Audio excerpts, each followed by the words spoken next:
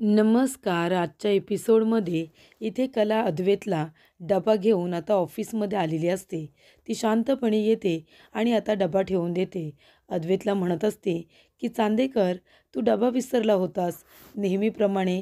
तेव्हा इथे अद्वैत कामात असतो तरीसुद्धा तो तिला हो असं म्हणत असतो.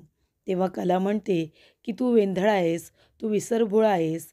तेव्हा इथे आता अद्वैत कलाकडे बघायला लागतो. तेव्हा कला म्हणत असते, नाही नाही, वेंधळा, विसरभोळा हे मी तुला बोलत नाही आहे. जर मी असा डबा विसरले असते ना, तर तू मला असं नक्कीच बोलला असतास. पण मी असं तुला अजिबात बोलणार नाही आहे. मी तुझा डबा घेऊन आले. तू आता पोटभर जेवून घे. तेव्हा अद्वैत म्हणत असतो, बरं झालं, ठीक आहे, थँक्यू. आता तू ये. तेव्हा इथे कला त्याच्या समोरच्या चेअरवरती लगेच बसते. तेव्हा अद्वैत म्हणत असतो, मी तुला आता ये म्हणालो, म्हणजे गेलीस तरी चालेल, कळतंय तुला? तेव्हा कला म्हणत असते, नाही चांदेकर, मी कुठेही जाणार नाही आहे. मला तुझ्याशी महत्त्वाचं बोलायचं आहे, म्हणून मी इथे बसले. तेव्हा अद्वैत म्हणतो, आता काय बोलायचं आहे तुला? जे काही बोलायचं आहे ना, मी घरी आल्यानंतर आपण शांतपणे बोलू. आता मी खूप कामात आहे, तू गेलीस तरी चालेल. तेव्हा कला म्हणत असते, नाही चांदेकर, मला महत्त्वाचं बोलायचं आहे. आणि ती म्हणत असते की मला तुला एक गोष्ट सांगायची आहे. तेव्हा अद्वैत म्हणतो, कसली गोष्ट?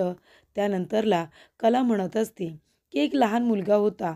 त्याने धावण्याच्या शर्यतीमध्ये भाग घेतला होता. तो मोठ्या मुलांबरोबर स्पर्धा करत होता. त्या मुलांबरोबर धावत असताना तो मुलगा जिंकला. त्याचा पहिला नंबर आला. धावण्याच्या स्पर्धेमध्ये त्याला पारितोषिकसुद्धा मिळालं, ट्रॉफीसुद्धा मिळाली. त्यानंतर त्या लहान मुलाला वाटलं, कधी एकदा घरी येतोय आणि आपल्या आईवडिलांना ती ट्रॉफी दाखवतोय. तर इथे त्याचे बाबा घरीच नव्हते आणि त्याची आई कामानिमित्त बाहेरगावी गेली होती. त्याच्यामुळे तो मुलगा खूपच जास्त निराश झाला, कारण त्याला आपली ट्रॉफी आईवडिलांना दाखवता आली नाही. म्हणून तो मुलगा खूपच जास्त निराश झाला. त्या ट्रॉफीला कवटाळून शेवटीला तो झोपून गेला. तेव्हा इथे अद्वैत म्हणतो, हे सगळं तुला कुणी सांगितलं? तेव्हा कला म्हणते, असेच मी आणि आबा आम्ही दोघेजणं गप्पा मारत होतो म्हणून विषय निघाला. तेव्हा इथे अद्वैत म्हणतो, पण हे सगळं आता सांगायची गरज काय? तेव्हा कला म्हणत असते, तू इथे मधुराला सुद्धा कामावरून लगेच काढून टाकलंस. तिचीसुद्धा अवस्था अशीच आहे. मधुराच्या मुलाला बरं नसतं तेव्हा तिला सगळं काम टाकून त्याच्या पाठीमागे जावं लागतं. खरं तर तू मधुराला एक चान्स द्यायला हवा होतास. तिला जमेल तसं तिच्याकडून काम करून घ्यायला हवं होतंस. हवं तर तिला उशीर झाला तर 1 तास जास्त काम करणं, किंवा तिला जमत असेल तर घरून काम करणं, ही ॲडजस्टमेंट करायला हवी होतीस. तेव्हा इथे अद्वैत म्हणतो, तू खरं म्हणतेस? तेव्हा कला म्हणते, हो, मधुराच्या मुलाला खरंच बरं नसतं. तू एकदा तिला समजून घ्यायला हवंस, असं कला म्हणते. तरी इथे आता रोहिणी सरोजचे कान भरत असते. ती म्हणत असते की बरं झालं तू अद्वैतला किती छान पद्धतीने कन्व्हिन्स केलंस आणि त्या मुलीला कामावरून काढून टाकलंस. म्हणजे ही गरीब माणसं असतात ना, अशीच लालगोटेपणा करतात. कामाची गरज असते तेव्हा असं दाखवतात की आम्ही किती काम करू आणि किती नाही, आणि एकदा जे हवं ते मिळालं की लगेच आपल्यालाच इथे शहाणपणा दाखवायला सुरुवात करतात. आणि त्याचं उत्तम उदाहरण म्हणजे आपल्या घरामध्ये आहेच की ती कला खरे. तेव्हा इथे सरोज म्हणत असते, कामाच्या ठिकाणी त्या मुलीचं नाव घेत जाऊ नकोस. तुला किती वेळा सांगितलंय? बरं, मी जाऊन येते. टर्मिनेशन लेटर तयार आहे का ते बघून येते. त्यानंतरला सरोज आता बाहेर येते. तेवढ्यातच इथे अद्वैतकडे टर्मिनेशन लेटरसुद्धा आलेलं असतं. ते लेटर घेऊन इथे अद्वैतसुद्धा बाहेर येतो. तेव्हा इथे सरोज कलाला म्हणत असते की तू इथे ऑफिसमध्ये काय करतेस? तेव्हा कला म्हणत असते की चांदेकर डबा विसरला होता, त्याचा डबाच घेऊन आले होते. त्याचा इथे गोळ्यांचा डोस एक बाकी आहे ना. तेव्हा मी विचार केला त्याने बाहेरचं खायला नको, कारण पहिली गोळी ही खूपच जास्त स्ट्रॉंग आहे, म्हणून मी त्याच्यासाठी घरचा डबाच घेऊन आलेली आहे. तेव्हा इथे सरोज काही बोलायला जाणार ते आजूबाजूला बघते, कारण ऑफिसचा स्टाफ हा आजूबाजूला असतो, त्यामुळे त्यांच्यासमोर तमाशा नको असं सरोजला वाटतं. म्हणून ती आपला शहाणपणा आता आवरते आणि गप्प बसते. तेव्हा सरोज अद्वैतला विचारते, टर्मिनेशन लेटर तयार आहे का? त्याच्यावरती मला सही करायची आहे. ते लेटर माझ्याकडे दे. तेव्हा अद्वैत म्हणतो, लेटर तर तयार आहे, पण तो लेटर सरोज आणि रोहिणीच्या समोर अद्वैत आता फाडून खाली फेकून देतो. तेव्हा इथे सरोज म्हणत असते, अद्वैत, हे सगळं काय आहे? हे काय केलंस तू? टर्मिनेशन लेटर तू फाडून टाकलंस. अरे फक्त मला त्याच्यावरती एक सही करायची होती. मग फाडून टाकायची गरज काय? या वागण्याला काय म्हणायचं मी? तेव्हा रोहिणी म्हणत असते आणि अद्वैत, मगाशी मीटिंगमध्ये विषय झाला होता. ती मुलगी उशिरा येत होती ऑफिसमध्ये. लवकर जात होती. त्यामुळे आपलं नुकसान होत होतं. म्हणून त्या मुलीला कामावरून काढून टाकायचं होतं ना. कामाच्या बाबतीत कुठलीच हयगय केलेली तुला आवडत नाही. तेव्हा इथे अद्वैत म्हणत असतो की हे बरोबर आहे की आपण आता इथे तिला कामावरून काढून टाकत होतो. पण आपण त्या मुलीला कामावरून काढत असताना मधुराचं एक जेन्युइन कारण होतं. ते आपण ऐकलंच नाही. ते खरेनी मला आता सांगितलं. म्हणून खरेच्या सांगण्यावरून मी आता हे टर्मिनेशन लेटर फाडलेलं आहे. हे सगळं ऐकल्यानंतर सरोजला खूप मोठा धक्का बसतो. ती म्हणते, या मुलीच्या सांगण्यावरून तू टर्मिनेशन लेटर फाडलंस? तेव्हा अद्वैत म्हणतो, हो आई, कारण मधुराचं कारण मला आता कळलं. तिचा एक मुलगा आहे आणि तो आजारी असतो. त्याच्यामुळे तिला वरचे वर लवकर जावं लागतं आणि हे कारण आपल्याला माहिती नाही आहे. म्हणून तिला आपण कामावरून लगेचच्या लगेच काढून टाकत होतो.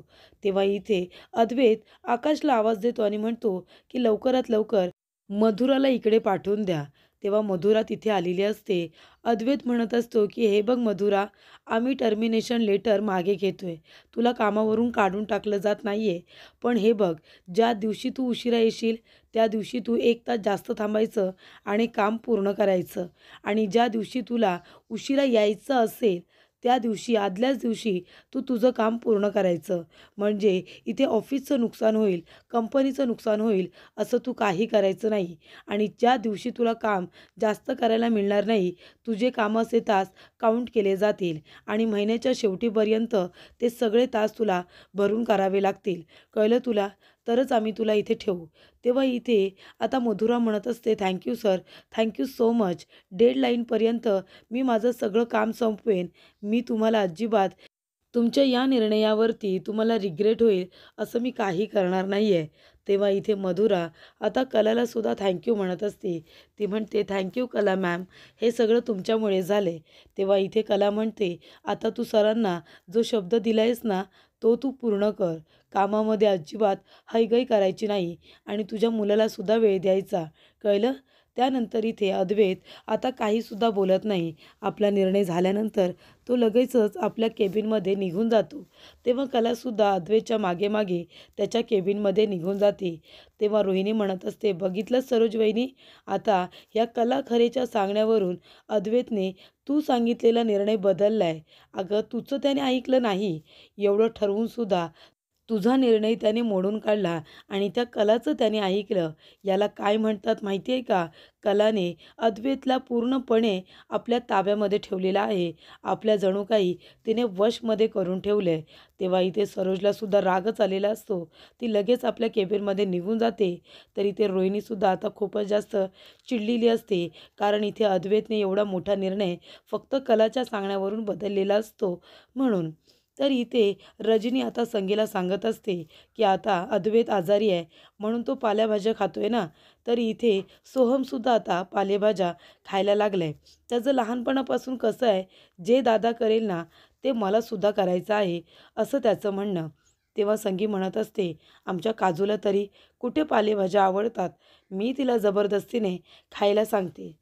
तरी इथे दिनकर काकासुद्धा आलेले असतात. तेव्हा संगी म्हणते, तुम्ही इथे? तेव्हा रजनी म्हणते की तुम्ही बसा, मी आबांना बोलावते.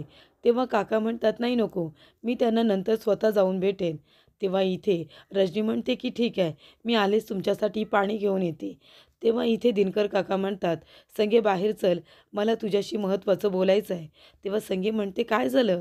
तेव्हा काका म्हणतात, सांगितलं ना बाहेर चल म्हणून, मला तुझ्याशी महत्त्वाचं बोलायचं आहे, इथे बोलता येणार नाही.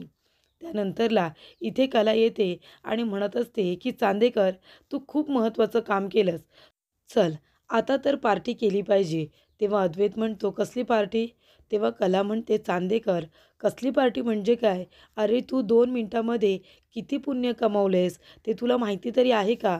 तू इथे आता जे काही मधुराला सांगितलंस ते खूपच जास्त छान पद्धतीने तिला समजावून सांगितलंस की कसे तिने इथे दिवस भरून काढले पाहिजे, तास भरून काढले पाहिजे आणि तू तिला नोकरीवरून काढूनसुद्धा नाही टाकलंस. मग आता हे पुण्याचंच काम आहे ना. तेव्हा अद्वैत म्हणतो, हे सगळं मी केलं कारण मला ते बरोबर वाटलं म्हणून. तेव्हा इथे कला म्हणते, मग ठीक आहे, आता पार्टी तर झाली पाहिजे. तेव्हा कला म्हणत असते, की अद्वैत तू आता काम पटापट संपव, मग आपण दोघंजणं सोबतच घरी जाऊया. तेव्हा अद्वैत म्हणतो, आता याला काय म्हणतात? हे बघ, तू इथे पुतळा बनून उभी राहणार आहेस का? मी काम करेपर्यंत तू गेलीस तरी चालेल. काम संपून झाल्यानंतर मी घरीच येणार आहे ना. तेव्हा कला म्हणते, चांदेकर तू तुझं काम कर ना. मी पुतळ्यासारखी कशाला? या कंपनीचा ओनर अद्वैत चांदेकर याची बायको म्हणून मी इथे तुझ्यासमोर बसून राहणार आहे. पण तुझं काम झाल्यानंतर आपण दोघेजणं सोबतच घरी जाऊ, असं कला म्हणते. त्यानंतरला संगी म्हणते, मी तुम्हाला एवढा फोन केला. कलाचं सगळं आता चांगलं चाललं आहे. तिने जावई बापूंना नवरा म्हणून स्वीकारले. ही आनंदाची बातमी द्यायला फोन केला होता आणि तुम्ही माझा फोन लगेच ठेवून दिलात. मग मी कशाला तुमच्याशी बोलू? तेव्हा दिनकर काका म्हणतात, हे बघ संगे, आता मी महत्त्वाचं बोलायला इथे आलो आहे. मी खूप टेन्शनमध्ये आहे गं. कर्जाचा हप्ता फेडायचा आहे आणि ती पतफेडीची लोकं आपलं घर खरेदी करायला आली आहेत. तुला माहिती आहे का? तेव्हा इथे कलासुद्धा येते आणि म्हणते, बाबा तुम्ही इथे चला, आतमध्ये चला, मी तुमच्यासाठी चहा करते, चला ना. तेव्हा काका म्हणतात, हे बघ कले, बाळा तू घरात जा बरं, मी जरा तुझ्या आईशी महत्त्वाचं बोलतोय, मग मी येतो ना घरामध्ये. तेव्हा इथे कला म्हणते, ठीक आहे बाबा, पण लवकर या तुम्ही, मी तुमची वाट बघते, तुमच्यासाठी मी चहा करते. त्यानंतरला इथे कला आतमध्ये गेल्यानंतर आता काका म्हणत असतात, की हे बघ संगे, आपली कला पैसे देते म्हणून काय आपण तिच्याकडून घ्यायचे का? आपल्याला ते पैसे फेडता येत नाही ना. मग आपण एक काम करूया, त्या पतफेडीमधला एक माणूस आपलं घर खरेदी करायला निघाला आहे, पण हा व्यवहार मी एकटा कसा काय करू? तू सुद्धा माझ्याबरोबर हवी आहेस ना. ते घर आता माझ्या एकट्याचं नाही आहे. त्या घराजवळ माझ्या भावना गुंतल्यात गं. ते घर माझ्या बाबांनी बांधलेलं आहे आणि ते आता कुणाला तरी द्यायचं म्हणजे मला ते काही पटत नाही आहे. मला जीवाजड झालेला आहे. पण आता तरीसुद्धा कर्ज फेडायचं असेल तर आपल्याला हे करावंच लागेल. तेव्हा ती पतफेडीची माणसं आता कधीही येतील. तिथे तुझंसुद्धा असणं गरजेचं आहे. म्हणून मी इथे आलो आहे. मी एकटा काही तो निर्णय घेऊ शकत नाही. तेव्हा संगी म्हणते, काळजी करू नका. चला, मी सुद्धा तुमच्याबरोबर येते. तेव्हा संगीसुद्धा आता काकांबरोबर निघून जाते. तेव्हा अद्वैतने हे ऐकलेलं असतं, की पतफेडीची माणसं घरी येणार आहेत आणि त्यांचं घरसुद्धा आता खरेदी केलं जाणार आहे. तेव्हा इथे अद्वैत आता म्हणत असतो, की यांची अवस्था मला बघवत नाही आहे आणि तो म्हणतो, की मला निदान यांची थोडीफार तरी मदत केली पाहिजे. अद्वैत आपल्या रूममध्ये येतो आणि म्हणतो, की कर्ज फेडता फेडता लोकांचे जीवसुद्धा जातात. लोकांना नको नको होतं. हे मी फक्त ऐकलं होतं, पण यांच्याकडे बघून मला ते आता समजतंय सुद्धा. मला निदान त्यांची परिस्थिती कळते का ते तरी बघायला हवं. माझ्या परीने त्यांना थोडीफार मदत केली पाहिजे, असं अद्वैत म्हणतो आणि तो पतफेडीच्या लोकांना फोन करतो, पण ते लोकं फोन उचलत नाही. तर इथे रोहिणी येते आणि म्हणते, की राहुल तुझं काय चाललं आहे? तू काम करणार आहेस की नाही? तेव्हा राहुल म्हणतो, की मम्मा काय बोलतेस तू? कशाबद्दल विचारतेस? तेव्हा इथे आता रोहिणी म्हणत असते, की आपण काय करतोय हे तुला कळतंय का? तेव्हा राहुल म्हणतो, हो मम्मा, अगं उत्तमरित्या तू सरोज मामीचे कान भरतीयस. मी बघितलं ना आता बाहेर. अगं कसं त्या कलाच्या विरोधामध्ये तू तिला भडकवलंस. तेव्हा रोहिणी इथे राहुलच्या आता जोरदार कानाखाली ते त्याने म्हणत असते, की राहुल तुला कळतंय तरी का? अरे मी आपल्या प्लॅनबद्दल विचारते. तेव्हा राहुल म्हणतो, मम्मा अगं कुठल्या प्लॅनबद्दल काय बोलतेस तू? तेव्हा रोहिणी म्हणत असते, अरे राहुल तुला कळत कसं नाही? अरे आत्तापर्यंत फक्त 2 माणसांना गुंडाळायचं होतं, पण आता तसं नाही आहे रे. म्हणजे इथे सरोज वहिनीला गुंडाळणं सोपं होतं. त्याचबरोबर अद्वैतला सुद्धा इमोशनल करून मी कुठल्याही कागदपत्रावरती त्याची सही घेऊ शकते. पण आता तसं नाही आहे. अरे आता ती कलासुद्धा आहे आणि ती कला आणि अद्वैत हे दोघंजणं जर एक टीम झाले ना, तर आपल्या दोघांना काहीसुद्धा मिळणार नाही आहे. अरे आपला प्लॅन आहे ना, या प्रॉपर्टीमध्ये आपलं नाव, कळतंय का तुला? आपलं नाव लागायला नको का? तेव्हा राहुल म्हणतो, मम्मा अगं मग ते आपण करणारच आहोत ना. तेव्हा इथे रोहिणी म्हणते की नाही, तुझ्याने ते शक्य होणार नाही आहे. आता मलाच काहीतरी करावं लागेल. मलाच आता या सगळ्यावरती काहीतरी उपाय काढावा लागेल. अरे ती कला आहे ना खूपच जास्त हुशार आहे. तिने अद्वैतसारख्या मुलालासुद्धा आपल्या तालावरती कसं नाचवायचं हे आता शोधून काढलेलं आहे. आता अद्वैतसुद्धा तिचं ऐकायला लागला आहे. तिच्यासाठी इथे निर्णय बदलायला लागला आहे. आणि राहुल, तुझं जर असंच चालू राहिलं ना तर आपल्याला या सगळ्यातलं काही मिळणार नाही आहे. आपल्या प्लॅननुसार सगळ्या गोष्टी घडायला हव्या. या प्रॉपर्टीमध्ये आपल्यालासुद्धा हिस्सा हवा. आपलीसुद्धा नावं लागली पाहिजे. आणि आता त्यासाठी मलाच प्रयत्न करायला हवेत. मलाच आता इथे खूप मोठा बॉम्ब टाकावा लागणार आहे, असं ती म्हणते. तर इथे अद्वैत आता संगीची आणि त्याचबरोबर दिनकर काकाची मदत करण्यासाठी त्यांच्या घरी जायला निघतो. आधी तो पतपेढीमध्ये जात असतो. तेव्हा कला म्हणते, चांदेकर कुठे जातोयस तू? हे घे कॉफी घे. तेव्हा अद्वैत म्हणतो, हे बघ मध्ये मध्ये करू नकोस, माझं महत्त्वाचं काम आहे म्हणून मला जायचं आहे. तेव्हा कला म्हणते, कसलं महत्त्वाचं काम? हे बघ चांदेकर, तू आता आजारपणातून उठलंयस. अरे आज तू ऑफिसला गेला होतास, थकला असशील. हे बघ तुझी फेवरेट कॉफी घे आणि इथे बसून आराम कर. तेव्हा अद्वैत म्हणतो, हे बघ सारखं सारखं मला आजारपण आलंय हे बोलणं बंद कर. मी आजारी नाही आहे, मला बरं वाटतंय आता. तेव्हा कला म्हणते, बरं बरं ठीक आहे, पण तू आजारी पडू शकतोस असं तर मी म्हणू शकते ना. हे बघ मी तुला आता आजारी म्हणणार नाही आहे, तुला नसेल आवडत तर, पण तू खरंच खूप अशक्त झालंयस, तुला माहिती आहे ना, म्हणून मी तुला म्हणते की आराम कर म्हणून. तेव्हा इथे अद्वैत म्हणतो, हे बघ माझं महत्त्वाचं काम आहे, मला बाहेर जायचं आहे, उगाच आडवी येऊ नकोस, मध्ये मध्ये करू नकोस. तेव्हा कला आता दाराकडे बघते आणि म्हणते की दरवाजा बंद करावा लागेल. तेव्हा इथे अद्वैत म्हणत असतो, अच्छा म्हणजे आता हिला दरवाजा जाऊन बंद करायचा आहे, पण मी असं होऊ देणार नाही. तेव्हा अद्वैत म्हणतो, हा कसला वास येतोय? अरे खरे दूध, गॅसवरती दूध आहे. तेव्हा कला बघायला जाते. तेवढ्यातच इथे अद्वैत आता धावत पळत येतो, आपल्या गाडीमध्ये बसतो आणि निघून जात असतो. तेव्हा कलासुद्धा त्याच्या मागे मागे येते, चांदेकर चांदेकर अशी हाक मारत. आणि ती म्हणते, कुठे जातोयस तू, कुठे जातोयस? तेव्हा अद्वैत म्हणतो की खरे टूक टूक, खरे टूक टूक असं म्हणून तो लगेच तिथून निघून जातो. तेव्हा इथे कलाला त्याच्या अशा बालिश वागण्यावरती खूप हसायला येतं. तर पुढील भागामध्ये आपण बघूया. इथे अद्वैत येतो आणि म्हणतो की इथे पतसंस्थेचे जे मॅनेजर आहेत, जे मेन आहेत, त्यांना मला भेटायचं आहे. तेव्हा इथे एक माणूस सांगतो की ते दिनकर खरे यांच्या घरी गेलेले आहेत चौकशीसाठी. तेव्हा इथे अद्वैत आता दिनकर खरे यांच्या घरीसुद्धा यायला निघतो. त्यानंतरला पतसंस्थेची माणसं म्हणत असतात की हे बघा, तुम्ही हप्ते भरू शकत नाही, या पेपरवरती घराच्या सह्या करा. तेव्हा इथे आता दिनकर काका सही करायला जात असतात. तर इथे संगीला खूप मोठा धक्का बसतो. कला म्हणत असते, बाबा प्लीज सही नका करू बाबा. तेवढ्यातच इथे सगळेजण टेन्शनमध्ये आलेले असतात. तर इथे सौरभने आता नैनाला फोन केलेला असतो आणि सौरभ म्हणत असतो की नैना, मी तुझ्या खऱ्या प्रेग्नेन्सीचे रिपोर्ट आता घरी पाठवलेले आहेत. म्हणजे तू प्रेग्नेंट आहेस की नाही हे आता सगळ्यांना खरं काय ते कळणार आहे. तेव्हा इथे नैना धावत पळत आता ते पेपर्स घेण्यासाठी येत असते. तेवढ्यातच इथे कला ते पेपर आपल्या हातामध्ये घेते आणि नैना तिकडून धावत पळत ते पेपर घेण्यासाठी येते.